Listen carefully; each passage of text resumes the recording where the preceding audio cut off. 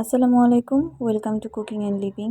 আজকে আমার বাচ্চাকে নিয়ে একটু ডাক্তারের কাছে গিয়েছিলাম। ওর আসলে অনেক দিন যাবতই জ্বরটা আসলে থেমে থেমে আসছিল।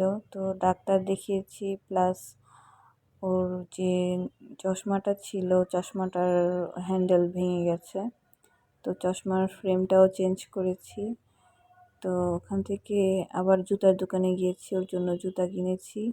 তো ওখান থেকে আসার পথে আমার আব্বুর চেম্বারটা কাছে ছিল, তাই ভাবলাম যে একটু ঘুরে যাই। বাবার বাবা বলছিল যে চলো এখানে দেখা করে যাই আঙ্কেলের সাথে।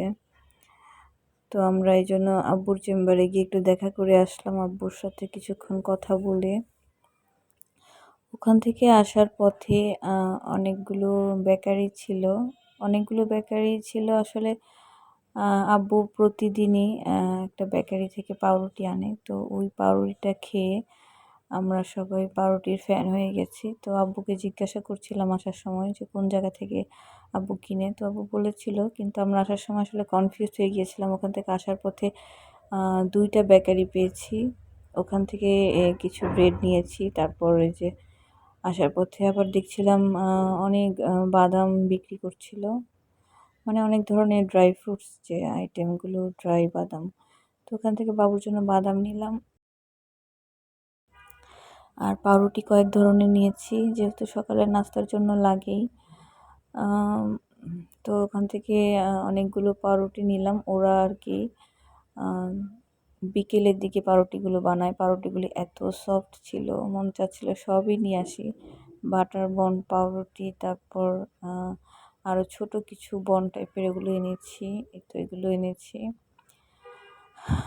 তারপর আমার টেবিলটা এখানে এলোমেলো ছিল, টেবিলটাও একটু গুছিয়ে নিলাম। আর ওগুলো ছিল গতকালকের প্লেট বাটি, এগুলো যে খাওয়ার পরে আর ওঠানো হয়নি, ওগুলো পরে রেখে দিব। আর গতকালকে যে ওর জন্য জুতা এনেছিলাম, স্কুলের জুতা, তো ওটা আর বের করা হয়নি, এভাবেই ছিল। তো এখন বললো যে ও নতুন জুতাটাই পরে যাবে, তো আমি বের করে দিলাম।